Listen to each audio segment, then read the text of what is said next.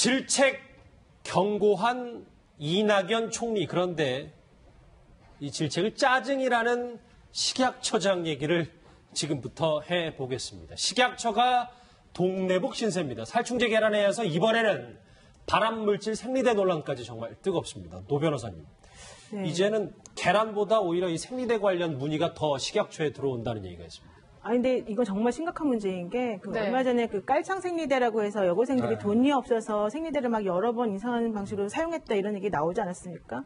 그런데 생리대라고 하는 거는 이제 남성분들은 잘 모르시겠지만은 여성분들의 가장 밀접한 부위에 그 장시간 착용을 계속해서 할 수밖에 없는 그런 제품인데, 그 제품에서 그 휘발성 물질, 발암물질인 휘발성 물질이 사실 거의 모든 생리대 제품에서 다 나왔다는 거예요. 근데 문제는 그 제품의 허용 기준치가 무엇인지에 대해서까지 제대로 지금 밝혀진 게 없었다라고 하는 것이고, 모든 제품에서 나왔는데 그중에서 특히 가장 많이 팔리는 10개 제품에서는 사실 다 많이 나왔고, 특히 그중에서 지금 문제가 되고 있는 깨끗한 나라라고 하는 회사에서 만든 그 제품 같은 경우에는 사실 수많은 사람들이 많이 사용하고 있는 것이어서, 그렇죠. 이번 같은 경우에는 사실 정말 심각하게 이 사건을 좀 처리를 해줬으면 좋겠는데, 하필이면 이제 계란에 대해서 제대로 좀 처리를 못했다고 질책받고 있는 우리 또 식약처장님께서 또 제대로 또 응대를 못하는 것 같아서 지금 사실 좀 걱정이 많이 되고 있습니다. 네, 발암물질 생리대에서 아직 잘 모르시는 분들도 계셔서요. 실제로 해당 제품을 쓴 소비자가 어떤 변화를 느꼈는지 그 목소리 한번 듣고 오겠습니다.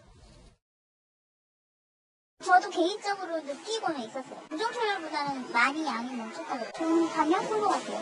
개인적으로 나이가 많이 들어서 주나보다 했어요. 몇 개월 전부터 그 쓰는 사람들이 그런 말을 하길래 사람들이 말은 많은 걸 알고 있었는데, 그거 듣고는 이제 싸도 안 사죠.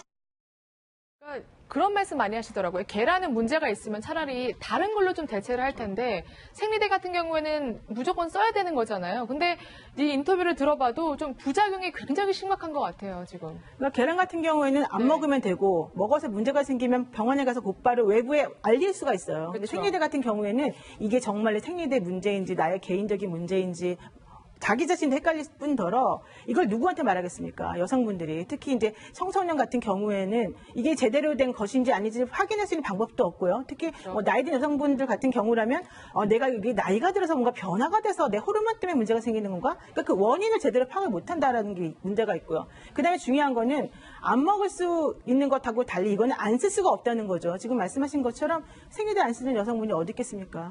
이런 것에 대해서 특히 제가 확인한 바에 의해도, 혹은 지금 여기 그 발표에 나온 거에만 보더라도 모든 생리대에서 모든 종류의 그 휘발성 그 물질이 계속해서 나왔다는 거예요. 네. 그렇다면 이것이 어느 정도의 그 양이 나왔을 때 어떤 식의 몸에 작용을 해서 어떤 식으로 문제가 있는지, 이걸 피하기 위해서 어떻게 하면 되는 것인지 등을 정확히 밝혀서 알려줘야 되죠. 그다음에 우리가 그거 말고 다른 걸 쓸 수 있는 게 있는지, 대체품이 있는지를 확인해서 알려줘야 되죠. 그런데 지금 현재 말씀하신 것과 같이 대체품이 없다는 게 사실 또 하나의 문제점인 것이죠. 네. 왜냐하면 대체품도 그렇고 국제 기준도 좀 없다면서요. 그렇죠. 예, 그러니까 국제 기준도 없고, 아까 말씀드린 것처럼 시민단체랑 강원대가 조사를 했는데 모두 나왔는데 실질적으로 어느 정도의 기준까지가 허용치인지 허용치가 아닌지를 모른다는 것이고, 식약처에서 얘기하고 있는 것 중에 제가 더 이상했던 것은 이게 정말 얼마나 유해한지를 확인하려면 1년이 걸린다, 이런 얘기를 하고 있는 거예요. 1년이요? 네. 네. 근데 이게 그 휘발성 유기화합물의 위험성에 관해서는 그동안 많이 얘기가 되어 왔어요. 그러니까 가장 아마 잘 알고 계시는 게 세집증후군이라고 하는 겁니다. 세집증후군이 발생한 가장 큰 원인 중에 하나가 톨루엔이라든가 포름알데히드 같은 그런 휘발성 유기화합물 때문이었거든요. 그렇기 때문에 그런 화합물이 어떤 위험성을 갖고 있다, 발암물질의 이라든가 아니면은 알레르기를 일으킨다거나 하는 것들은 검증이 어느 정도 됐는데, 그 중에서 어떤 거를 최소한 어떻게 사용해야 되느냐에 대한 기준조차가 아예 없었다는 거예요. 예. 그러니까 국제적으로는 검증은 됐는데 국제 기준은 일단 딱 정해진 기준은 없고, 우리 국내에도 식약처가 마땅히 정한 기준도 없었기 때문에 검사 방법조차도 없어서, 이전에는 그냥 이렇게 생리대를 만들면은 제가 볼 땐 뭘 검사했는지 잘 모르겠는데 그냥 물리적인 검사만 하고 말았던 거 아닌가 또 싶어요. 그러니까 이런 화합물질에 대한 이 검사 기준을 만들어가지고 하지 않으니까 그냥 다 적합 판정을 내려버린 거죠. 그리고 올해 10월에는 이런 휘발성 유기화합물에 대한 검사를 추가해서 한번 해보겠다고는 하는데, 그것도 역시 마찬가지로 더 심각한 문제는 여성들의 인체에 구체적으로 어떻게 영향을 미쳤는가까지 완전히 다 조사를 하기 위해서는 굉장히 오랜 시간이 걸리고 1년 이상이 걸릴 거라는 얘기까지 나오고 있어서, 이 여성들의 생리대 불안은 계속 앞으로 될 수밖에 없는 상황일 것 같습니다. 그러니까 지금 네. 살충제 계란도 문제인데 이것보다 지금 이 해당 제품 생리대에 대해서 문의하는 식약처에 문의하는 전화가 더 많다고 하니까요. 당연히 어제 이 예결위에 참석한 류영진 식약처장에게도 이 질문이 쏟아졌습니다. 답변 한번 들어보실까요? 지금 여성들이 그리고 국민들이 인터넷에서 그렇게 문제 제기를 하고 있는 것입니다. 어느 부분에서 발생한 것인지 알고 있습니까? 구체적으로 답을 해야 됩니까? TBOC가 뭡니까? 휘발성 물질 그 부분은 제가 아직 보고를 못 받았고요. 죄송합니다만 그게 오늘 내일 일어난 일이라서 좀 다들 네. 정말 분통을 터뜨리셨을 것 같아요. 계란도 친환경 마크가 있어서 먹었더니 오히려 살충제가 들어갔다고 하고 생리대도 물어봤더니 지금 식약처장이라는 사람이 제가 답을 해야 됩니까? 이게 말이 되는 말인가요? 두 가지 같아요. 네. 일단은 약간 준비를 많이 안 해서 왔다는 느낌이 들고 또 한 가지는 본래 장관이라든지 부서장이 국회에 답변 갈 때는 질의문답을 다 준비를 해주거든요. 그렇죠. 밑에 직원들이 저희도 제도 국방부 있을 때 뭐 100개 질문을 준비해서 다 외우게 하는데 최소한 몰라더라도 외워야 될 거 아니에요. 그건 모르고 간단하게 말이 안 되는데 예상 질문 같은 걸 좀 다 봤지요. 그거 안 받고 어떻게 갑니까? 그 예상 질문이 분명히 이거는 예상이 될 수 있는 제가 봐도 되는 성의 질문인데 검색을 계속 오르락내리락 이걸 모른다는 게 말이 안 되면 그럼 결국은 이 유영진 처장의 문제도 있지만 식약처에서 밑에 좀 잘 안 도와주고 있는 이런 부분도 있기 때문에 조직 장악력도 떨어지고 이게 좀 너무 궁극적으로는 전반적으로 문제가 좀 된다고 생각이 좀 듭니다. 잠시만요. 이 얘기를 좀 짚어보기 전에 속보 하나가 지금 방금 들어왔는데요. 이두 분의 변호사에게 한번 여쭤봐야 될 것 같습니다. 법원이 삼성전자 이재용 부회장 선고 재판, 이번 주 금요일에 있을 예정인 재판, TV 생중계를 불허했습니다. 노 변호사님, 이유는 뭐라고 보세요? 재판부예요. 그러니까 지나치게 과도한 그 국민적 관심 때문에 피고인의 인권이나 피고인이 재판받으면서 제대로 본인들이 할 권리 같은 것들이 침해된다라고 하는 게 가장 큰 문제인 것 같고요. 또 하나 그 재판부에서 우려했던 것 중에 하나는 우리가 재판을 생중계한다라는 식의 결론을 내리면 사람들이 재판부가 이재용 부회장은 유죄다라고 하는 것을 먼저 생각하고 있구나라는 식으로 네. 잘못 오해할 수 있다라고 하는, 그래서 오해 때문에 안 되겠다라고 하는 얘기를 좀 많이 했습니다. 그러니까 재판 TV 생중계라고 하는 게 사실 이제 우리나라에서는 그 선고 1심이나 2심에서의 선고라는 게 사실은 처음 있는 일이라서 재판부가 매우 신중하게 하는 이런 결정을 내린 것 같긴 한데, 근데 그럼에도 불구하고 제가 봤을 때에는 조금 그 국민들이 알고 싶어하는 그런 권리라던가 이게 이 재판의 중요성이라고 하는 것에 대해서 조금 그 안타까운 부분이 좀 있지 않나 이런 생각하고 있습니다. 극단적으로 표현하면 대법원 규칙을 이 사건 때문에 바꾼 거예요. 이제껏 계속 있던 대법원 규칙 바꾸기 전에 전국 판사들 다 설문조사해가지고 70% 정도, 68% 정도 찬성을 얻은 다음에 대법관 회의를 통해서 규칙을 통해서 바꿔놓은 건데 아마 이 사건에 적용시키려고 바꿨는데 권한은 부장판사, 재판부가 결정을 합니다. 하루 전에 결정을 해야 되고요. 그래서 좀 고민이 되긴 됐는데 아마 많은 지금 노영희 변호사님이 지적하는 그런 부분이 부담스러운 것 같아요. 부담스럽기 때문에 오늘 방청권도 30장밖에 배부를 안 했거든요. 예. 그쪽은 417호 법정인데 150조 정도의 한 7, 80석은 올 수가 있는데 30장 배부했다는 게 아마 생중계하기 때문에 스텝진 그 방송 장비 때문에 그렇다고 저는 예상을 했는데 예. 그것도 적게 배부하고 또 방송도 안 하고 그래서 좀 이례적입니다. 네, 재판부가 얘기하는 것 중에 하나는 요즘에 그 박근혜 전 대통령 재판에서도 계속해서 방청객들이 무리를 일으키고 있지 않습니까? 네. 그런 것이 예상이 되기 때문에 위험하다 이런 것도 하나 추가되고 있습니다. 근데 뭐 이번에 네. 이제 불허 결정이 났으니까요. 앞으로 이제 TV 생중계를 하는 재판은 박근혜 전 대통령 재판 딱 한 군데만 남아 있다.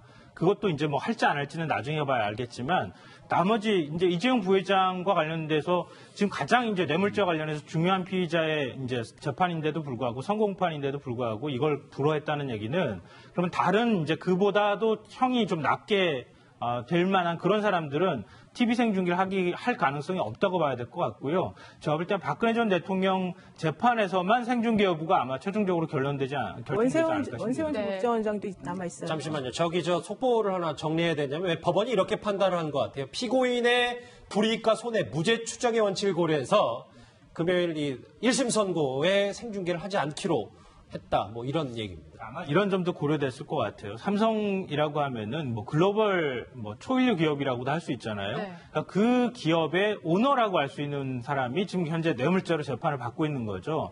이거는 아마 TV로 생중계될 경우에는 전 세계 외신 언론을 통해서 재판 장면이 다 중계될 가능성이 매우 높다. 그렇기 때문에 삼성의 어떤 기업 이미지나 이런 데에도 굉장히 큰 영향을 미칠 수 있을 거라고 하는 점도 고려됐을 거라고 저는 개인적으로 생각합니다. 결론 내리기 전에 그 변호인 측에서 사실은 상당히 설득력 있는 여러 가지 증거와 자료들을 제출을 하면서 생중계를 막아달라고 하는 요청을 열심히 했었던 것으로 알고 있습니다. 그런데 변호인의 그래도 전략이 먹힌 거네요. 어떻게 헌법재판소에서 대통령 탄핵은 중계가 됐지 않습니까? 그렇죠. 그거하고 비교해 보면 사실은 논리적으로 맞지는 않다고 봐야 되죠. 더 국가적으로 법원의 저런 판단이 논리적이지 않다. 저는 맞지 않다고 생각이 드는 게 그렇다면 그 대법원 규칙을 안 바꿨다면 어쩔 수 없는 거 규칙상 할 수 없는 거기 때문에 예전 규칙대로라면 직전에만 중계가 가능합니다. 재판에 들어가면 중계가 불가능하고 중요한 선고에 한해서 재판장이 하루 전에 허가를 한다면 선고 부분은 중계할 수 있도록 규칙을 개정했다면 그게 맞게 지금 하는 게 맞는데 네. 헌법재판소에서 대통령 탄핵도 직접 생중계를 하는데 글쎄요, 중요한 그룹 수장이고 하지만 그건 논리적으로 저는 맞지 않다는 생각이 좀 많이 듭니다. 네, 지금 법원 측의 이제 입장이 계속해서 나오고 있는데요. 일단 이재용 등 피고인 5인이 재판 중계에 대해서 동의하지 않았다. 그렇기 때문에 이 의견을 적극 들어준 것 같고요. 또 예. 재판 중계가 그렇다면 공공이익이라고 보기는 좀 힘들다. 이렇게 의견을 밝혔다고 하는데 사실 그러면 재판 결과에 대해서 사실 중계를 해버리면 국민들이 뭔가 납득이 되고 뭔가 투명하다고 생각을 할 텐데 저렇게 피고인 등이 동의하지 않았다. 그리고 공공이익에 부합하지 않았다라고 하면서 이렇게 하면 뭔가 재판 결과에 대해서 사람들이 그러면 뭔가 불투명한 거 아니야? 조금 문제가 있는 거 아니야? 이렇게 생각할 오해가 생길 수도 있을 것 같아요. 그런 오해도 사실 생길 수가 있어요. 근데 이거 규칙 네. 때문에 그러는데요. 이번에 바꾼 규칙에서는 피고인이 동의를 하면 가능한데 동의하지 않았다. 동의하지 않을 경우에는 그럼에도 불구하고 재판장이 판단하기에 공공의 이익을 위해서 중대한 사건이다라고 했을 때는 할 수 있다. 이렇게 돼 있어요. 그러니까 네. 결과론적으로는 피고인들이 동의하지 않았고 본인이 보기에도 별로 이렇게 공공의 이익에 부합하지 않는다라는 얘기인데 오히려 이런 식으로 재판 생중계를 불허함으로 인해서 혹시나 이 재판부가 이재용 부회장 등과 관련된 사건을 조금 봐주려고 하는 그런 건 아니냐라고 하는 오해를 불러일으킬 그렇죠. 수가 조금 눈초리가 있을 것 있습니다. 지금 같아요. 말씀하시는 것이 아주 적절한 지적인데 내일 모레죠. 내일 모레 네. 결과를 좀 봐야 알겠지만은 여러 가지로 이래도 아마 여러 가지 말이 나오고 저래도 여러 가지 말이 나올 수밖에 없는 구조에서 재판부가 많이 고민을 했겠지만 과연 이 부분에 대해서 어느 정도 설득력이 있다고 생각하실지 조금 의문이긴 합니다. 이건 가정이지만 만약에 재판 결과가 이재용 부회장한테 많이 유리하게 나온다 그러면 이거 자체도 좀 또 문제가 돼버릴 겁니다. 좋은 결과를 낼 수밖에 없는 상황이기 때문에 생중계를 하지 않은 결과가 돼버리는 거거든요. 만약 결과가 그냥 유죄가 되고 원하는 대로 만약에 특검에서 검찰에서 원하는 대로 됐다 그러면 큰 문제는 없고 이 결정에 대해서 비판할 필요는 없어 보이지만 노병희 변호사님 지적한 것처럼 혹시라도 이재용 부회장한테 유리한 결과를 주고 결론이 나고 또 중계도 안 하고 이렇게 된다면 이중적으로 재판부 또 사법부는 비난받을 가능성도 있다 이렇게 보입니다. 여기 계신 분들은 대체적으로 생중계를 불허한 거에 대해서 좀 비판적이신데 이거에 대해서 또 혹여나 중계를 하는 입장이니까 중계를 하면 이재용 부회장 자체가 다 죄인으로 비춰지는 것도 마녀사냥이다 이런 일각의 지적도 있었으니까 그 부분도 재판부가 고려를 한 건 아니죠. 지나치게 저는요. 예. 지나치게 재판부가 판단 내린 거에 대해서 비하까지 할 필요는 없다고 생각해요. 예. 결국은 궁극적으로는 국민의 알 권리 해소 차원에서의 재판 공개거든요. 근데 그 국민의 알 권리를 충족시켜주는 일하고 그 다음에 공개 재판, TV 생중계되는 재판으로 인해서 불편한 사실들 이게 이제 서로 비교를 해봤을 때 이제 더 문제가 있다고 본 거고 제가 볼 때는 제일 법정신입니다. 무죄 추정의 원칙이라는 게 이제 적용된 것 같고요. 예. 재판에서 재판 과정이 적나라하게 나오면 우리 국민들이 인식하는 게 뭐가 있냐면 마치 확정 판결로 인식하는 경향이 있어요. 이제 그 부분이 상당히 이제 함정이 있고 경계할 점이라는 것이죠. 그래서 법원이 재판 중계가 공공의 이익이라고 보기 힘들다 이런 얘기를 한 것 같은데요. 일단 이재용 부회장의 선고 모레 있을 25일 금요일 재판 TV 생중계는 일단 재판부가 허락을 하지 않았습니다. 저희 어디까지 했는지 다 기억하고 계시죠? 류영진 처장 얘기를 하나 더 짚어볼게요. 왜냐하면 아까 이 위해성 이 생리대 논란에 대해서도 본인은 잘 모른다고 했지만 이 문제에 대해서도 답을 글쎄 총리의 발언을 짜증이라고 표현했습니다. 그 목소리 한번 듣고 오겠습니다. 그 국무회의 석상에서 공식분부하고 식약처가 이렇게 발표를 하는데 다시 변동이 되고 하니 그 국무총리께서 좀 짜증을 내셔서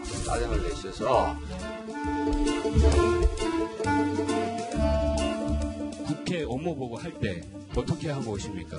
공부 다 하고 오시지 않습니까? 네, 저는 식약처장이 빨리 업무를 장악하고 완벽한 보고와 설명을 할 수 있기를 바라고 있습니다. 그래서 제가 부지런을 했습니다. 짜증을 내셨다 이렇게 말씀을 하셨는데 질책을 하신 거 아니겠습니까? 그렇죠?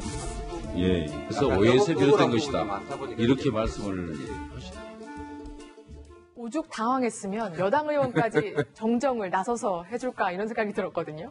그러니까 사실은 원래 이 문제 네. 살충제 계란 문제가 터졌을 때 식약처가 제대로 대응을 못했잖아요. 그렇죠. 그때 그래도 한 달밖에 임명된 지 안 된 처장이기 때문에 다 모든 업무를 다 파악할 수가 없고 또 나름대로 어떤 관료 사회를 뭔가 주도력 있게 끌고 갈 수 있는 그런 시간은 좀 부족했을 것이다. 이렇게 이해하고 넘어가려고 했던 분들은 상당히 많았는데 저 역시도 사실 좀 이해해줘야 할 측면이 있다고 생각했던 입장이었는데 최근에 이제 몇 번의 발언들을 보니까 이건 이해해 줄 수 있는 상황이 아닌 거 아닌가? 뭐 이런 생각이 들 수밖에 없는 것 같아요. 그러니까 방금 전에 말씀하셨던 것처럼 기본적인 태도인 것 같아요. 태도에 관한 문제. 어떤 사람을 평가할 때는 그 사람의 말도 중요하지만 태도도 중요한데요. 지금 저렇게 국회의원들이 질의한다고 하면은 미리 준비해서 성실하게 거기에 대해서 답변할 의무가 있고 또 거기에 대해서 얘기를 해줘야 되는 거거든요.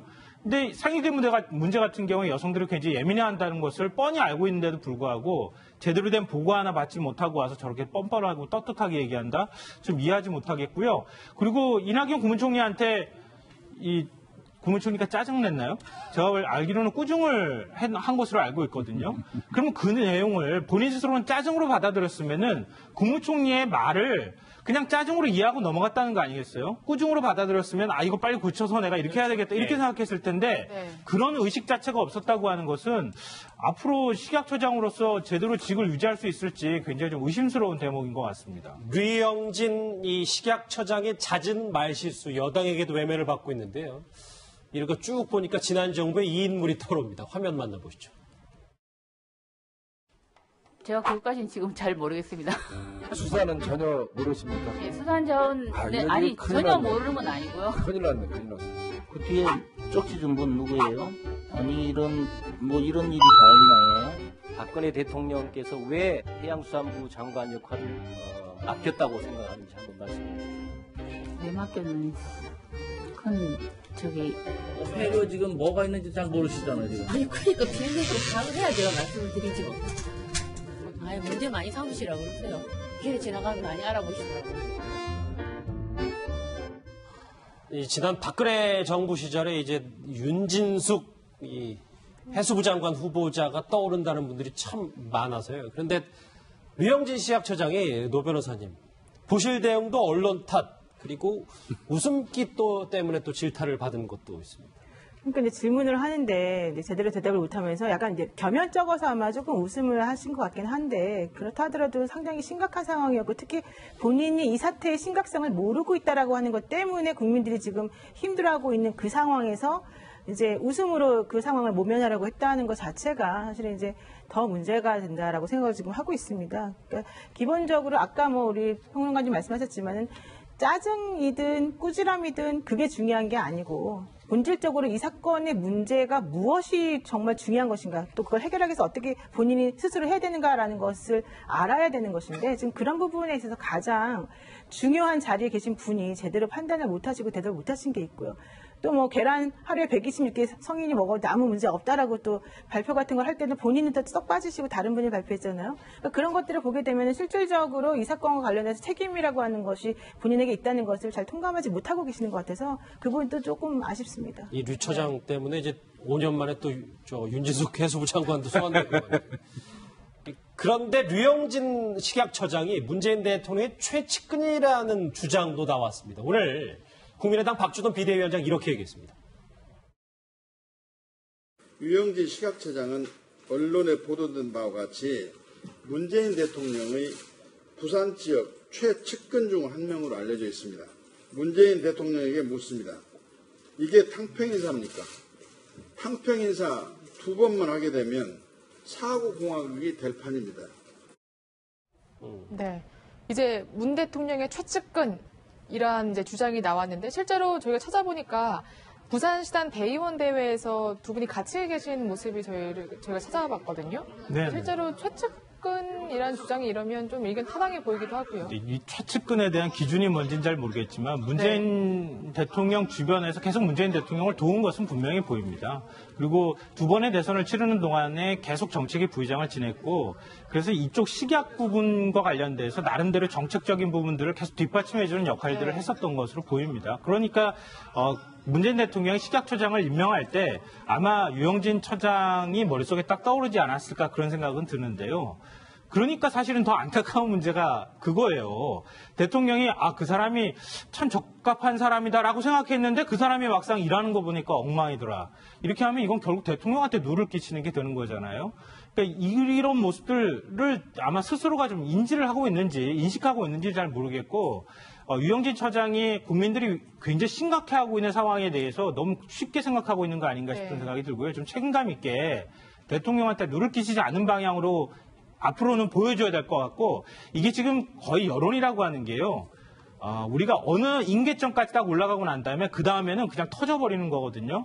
그러니까 지금 거의 국민들이 식품 안전부터 시작해가지고 생리대 문제까지 굉장히 불만들이 많이 고조되어 있는 상황이에요. 근데 이런 상황에서 식약처장까지 저렇게 우왕좌왕하는 모습들 보이고 제대로 하는 모습들 못 보이게 되면은 결국은 식약처장을 그만두는 상황까지 가게 되거나 아니면 그것도 모자라서 더 많은 사람들이 책임져야 하는 문제까지도 갈 수 있습니다. 그러니까 그런 것들을 좀 명확하게 인식을 좀 했으면 좋겠습니다. 일단 청와대는 해임 요구를 일축하고 있는데요. 류영진 식약처장 경질론은 점점 커질 수 있을 것 같습니다. 제 오른쪽에 있는 김복준 교수님 여기서 인사를 드리겠습니다. 네, 고맙습니다. 맞습니다. 감사합니다.